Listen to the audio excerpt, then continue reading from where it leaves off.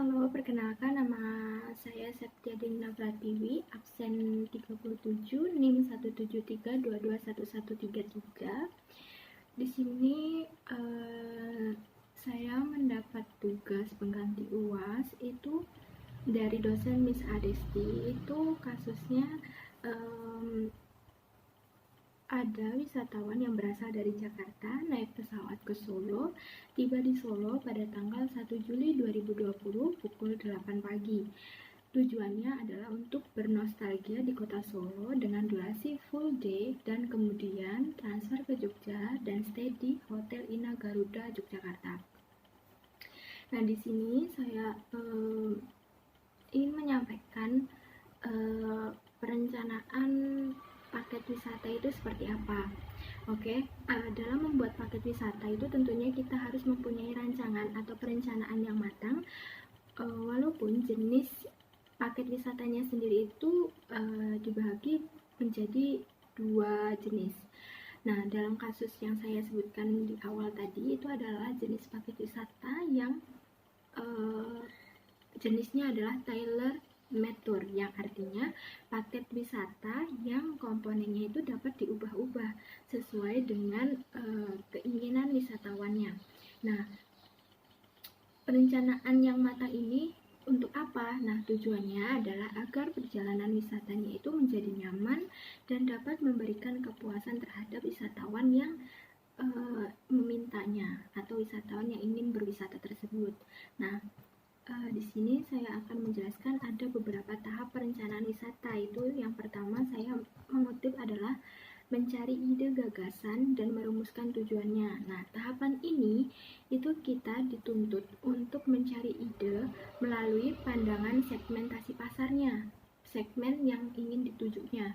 Nah, setelah kita mengetahui segmen pasarnya tersebut, nah langkah selanjutnya adalah merumuskan tujuan wisata yang ingin dilakukan. Pada kasus ini, itu tujuannya adalah bernostalgia di kota Solo dengan aktivitas yang full day. Nah, untuk yang kedua itu adalah observasi dan pengumpulan data. Nah, tahap ini adalah tahap yang paling penting dalam perencanaan paket wisata. Hal-hal apa aja yang perlu diobservasi? Ini adalah mencangkup seluruh masalah yang dipertanyakan dalam rumusan tujuan wisata. Komponen-komponennya itu antara lain mencari siapa yang menjadi tour leader, terus mencari dan menentukan transportasi apa yang digunakan, akomodasi, restoran, objek dan atraksi wisatanya, serta tak lupa juga adalah toko cenderamata.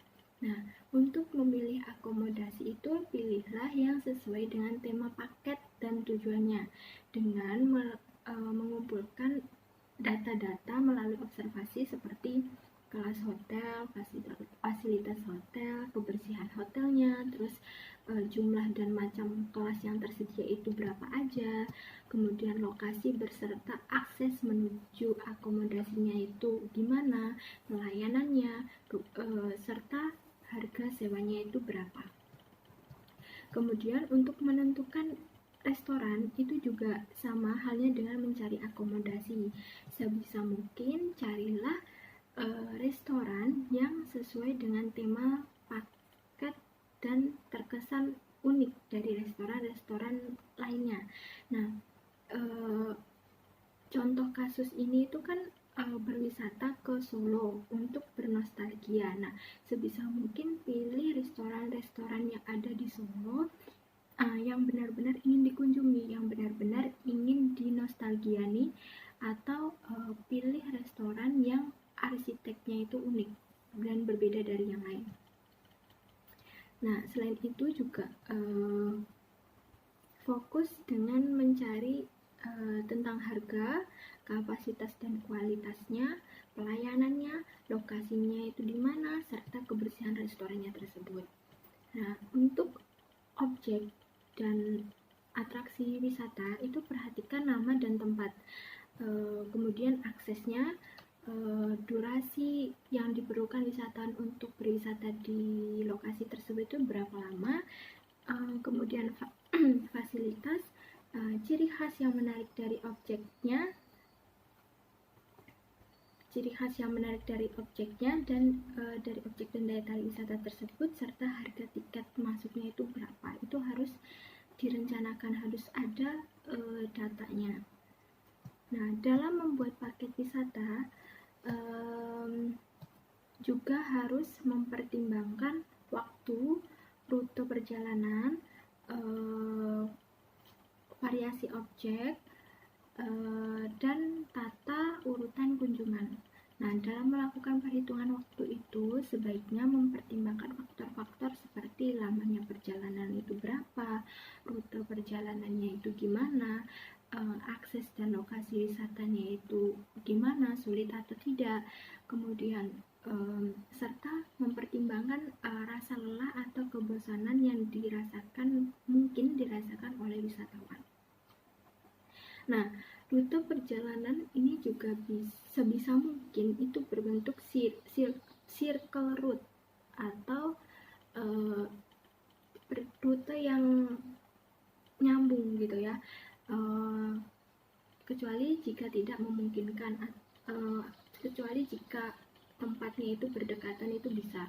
Nah, variasi objek dan tata urutan kunjungan itu juga sebaiknya diperhatikan. Sebisa mungkin jangan sampai wisatawan itu merasa bosan dan wisatanya atau paket wisatanya itu terkesan monoton. Nah, jadi pilihlah objek-objek mana saja yang patut untuk ditaruh di depan dan objek mana saja yang patut untuk ditaruh di belakang. Seperti kalau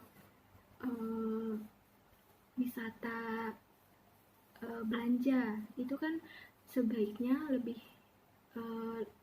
itu taruh di belakang karena membutuhkan waktu yang lama dan gimana ya, jadi terkesan enak gitu kalau beli oleh-oleh atau belanjanya itu ditaruh di belakang.